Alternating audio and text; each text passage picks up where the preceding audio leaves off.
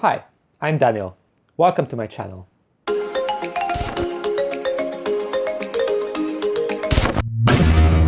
Let's talk about Star Wars.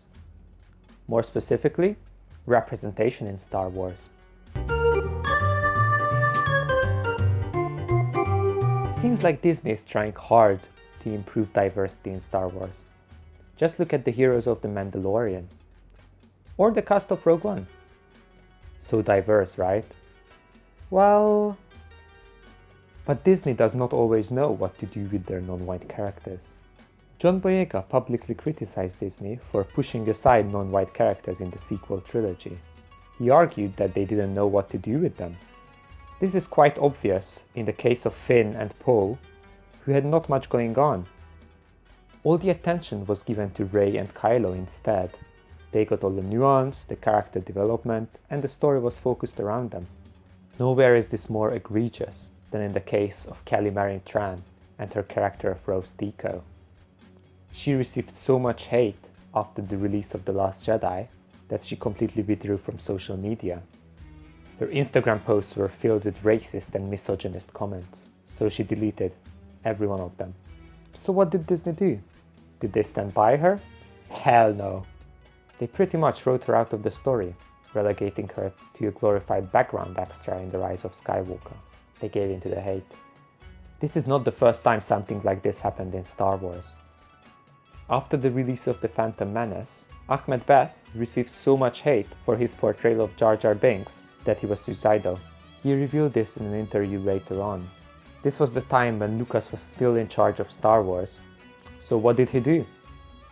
Well, he pretty much wrote Jar Jar Binks out of the story after episode 1. They received a lot of fan hate, and the creators of the movies just wrote them out of the story instead of addressing the issue or giving them something more meaningful to do. They're just protecting them like decent human beings. Interestingly, both actors have been rehabilitated by Disney. Kelly Marie Tran got the starring role in Raya the Last Dragon, and Ahmed Best is back to doing Star Wars. But Jar Jar's case cannot possibly be one of representation and racism, right? After all, he's an alien.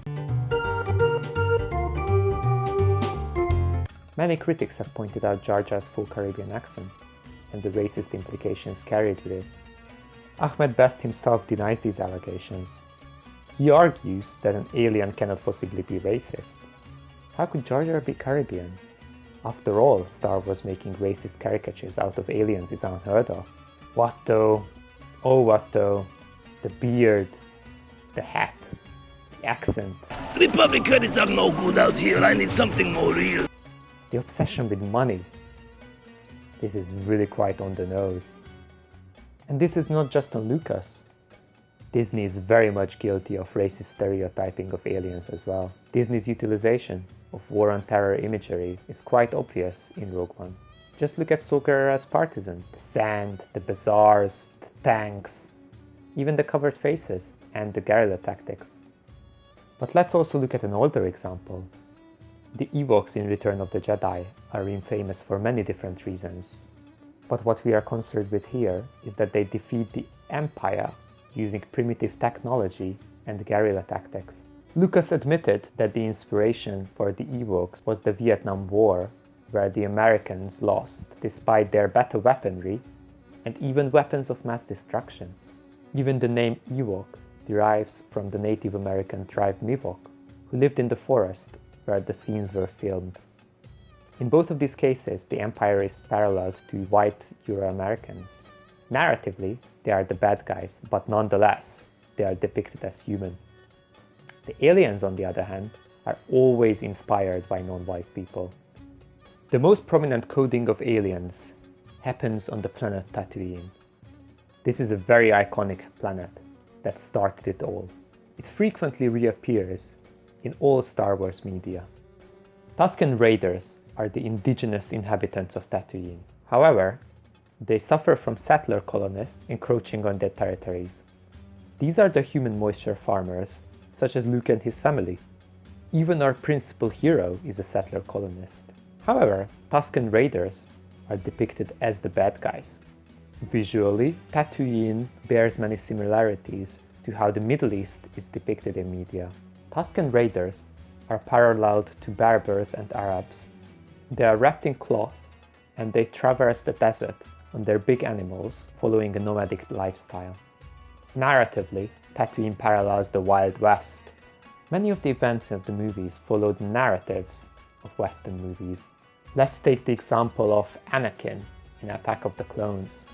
He rescues his mother from the Tusken Raiders, who kidnapped her for apparently no reason, and then she dies.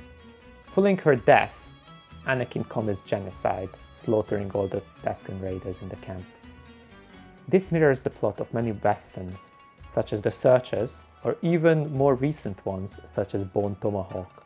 Here, the Tusken Raiders are paralleled to Native Americans. Overall, there is a very clear Orientalist depiction of Tatooine.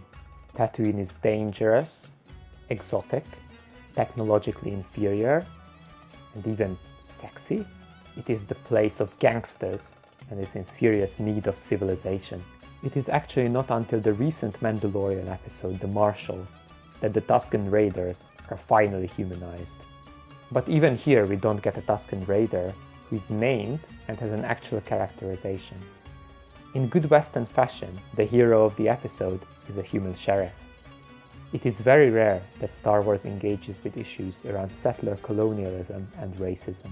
In the Clone Wars episode Trespass, we finally get one of the rare instances when this happens. The indigenous Tals enter into war with the Pantorans, who claim their planet as their own and don't see the Tals as sentient species. This racist dehumanization has very clear parallels in the real world, and it is explicitly condemned within the show. And yet, the Pantorans are still aliens, albeit more humanoid than the Tals. Their design is some sort of Orientalist amalgamation. Just look at their names and their clothes. There is an implicit racial hierarchy at play. The indigenous are the least humanoid, and while Asians can be colonizers, they are still aliens. Another aspect of speciesism in Star Wars storytelling is that aliens often have the same personality traits. The Neimoidians are slimy and untrustworthy. The Hutts are all evil mob bosses. The Weequays are all pirates. The Trandoshans are all bounty hunters. The Quarren are all bad. Even some of the more positive representations, such as the Wookiees and the Mon Calamari, are very one note. The Wookiees are strong, loyal friends, while the Mon Calamari are noble strategists. Some alien species get varied characterizations, such as the Twi'leks and the Duros, but these are the exception to the rule. Aliens also constantly suffer from racist remarks. Tusken Raiders are referred to as sand people, and Chewbacca is even abused by his friends. Will somebody get this big walking carpet out of my way? Fredo's gonna leave without giving you a goodbye kiss? I just assumed he's a Wookiee. I can arrange that. Laugh it up, fuzzball. Now, let's look at some of the actual content of Star Wars stories. In-universe, issues similar to real-world racism and atrocities are frequently brought up. Xenophobia against aliens is constant throughout the story. It is even the official policy of the Empire not to hire aliens into its military. In the original trilogy, all of the officers and soldiers we see are white men, usually speaking in received pronunciation. Princess Leia, before your execution, I would like you to be my guest at a ceremony that will make this battle station operational. Which is associated with British aristocracy. It is often argued that the Empire are space Nazis, but they actually have much more common with the British Empire. Their goal is to expand and bring civilization into faraway places. At the end of the day, both the Nazis and the British Empire were white supremacists. The Galactic Empire, being a stand-in for the British Empire, is reinforced by further parallels. Wookiee slaves transported to faraway planets to do hard physical labor mirrors that of the Atlantic slave trade. There is also the theme of resource extraction to build the Death Star, which appears in newer media.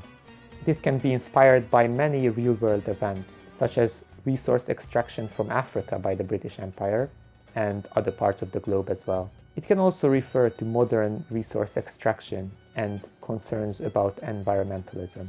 But if the Empire are not Nazis, then the rebels cannot be the Allied forces, right? So, what are the rebels? The rebels are a heroic force who are hell-bent on bringing about democracy, even against overwhelming odds. Most importantly, they're majority human, with a couple of aliens sprinkled in there. The closest real-world parallel I can think of is the American War of Independence, from the British Empire, of course. So what about the other countless wars of independence from the British Empire? In the Star Wars universe, there is actually a very similar fighting force to the rebels. They also want to bring down the status quo, the Separatists. That's right, those evil chaps. In the prequels, we are not once prompted to question why we should be rooting for the Republic. They're just naturally presented as the good guys. But as viewers, we know this is BS. The Republic became the Empire overnight. The Republic will be reorganized into the first galactic empire. Surely they couldn't have been that good.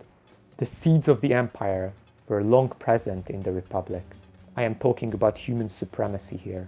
The Separatist movement have very serious grievances. It is the inner planets who control the Republic, and they just happen to be dominated by humans. These are rich planets, such as Coruscant, Naboo, and Alderaan. Usually they are peaceful and just idyllic places. Let's look at Alderaan. This must be heaven for liberals. There's no crime, everyone is rich, all the people are just naturally good. And they are even ruled over by benevolent monarchs. Contrast this with the outer planets that are poor, lawless, and most importantly, populated by all sorts of aliens. The Republic clearly benefits humans over aliens.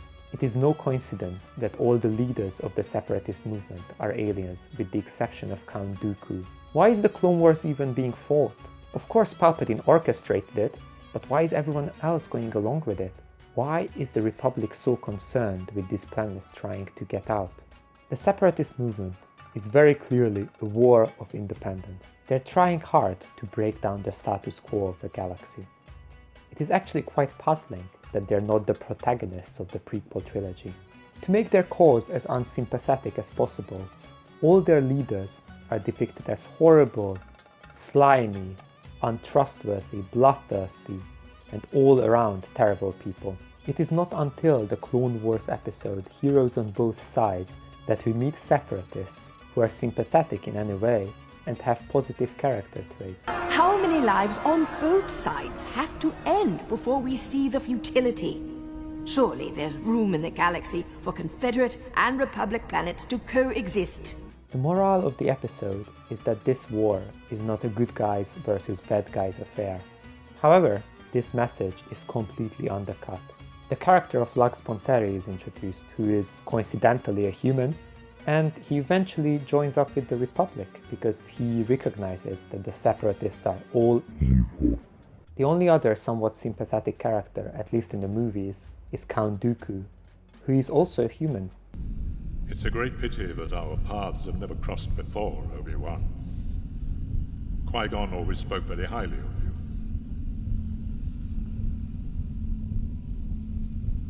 I wish you were still alive. Alien Separatists do not get this kind of treatment. They all kind of just fade into obscurity after the Empire rises.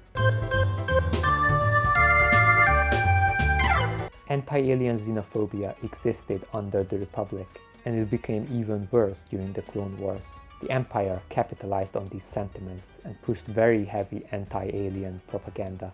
This is addressed in many newer stories. In some of these, we get a glimpse into the atrocities that the Empire committed against aliens. The book Tarkin shows the massacre of an alien world by the Empire. The reasoning was because the alien world was part of the Separatist alliance. However, the Empire killed the aliens indiscriminately, and some of the aliens, who are actually the antagonists of the story, were supportive of the Republic, but the Empire didn't care. Another even more horrible example is shown us in the Darth Vader comics. I often wondered what happened to the Geonosians after episode 2. We get the answer. They were all killed in a terrible genocide committed by chemical weapons. All this after they were used as forced labor to construct the Death Star. Although the Empire is shown to be evil, they are the protagonists of these stories. The aliens remain voiceless and they are massacred without a second thought. The exception to this are the Thrawn books. Here Thrawn, an alien, struggles to climb the hierarchy of the Imperial military. He suffers constant harassment for being an alien. He only overcomes this through his individual skills and by being very clever and a good tactician. However, the institutional anti-alien racism is never resolved. Thrawn can transcend racism because he is just so great. So why is this issue of human supremacy never brought up after the Empire falls? Did these sentiments just disappear? In-universe anti-alien sentiments are constantly reinforced by racist stereotyping and white supremacist storytelling. To address these issues, the Star Wars universe needs to be decolonized. We need alien protagonists at the center of the story, and issues around anti-alien racism needs to be explicitly addressed. However, this is not possible until aliens are coded as non-white in racist stereotyping. But Disney are surely trying to do something about this, right?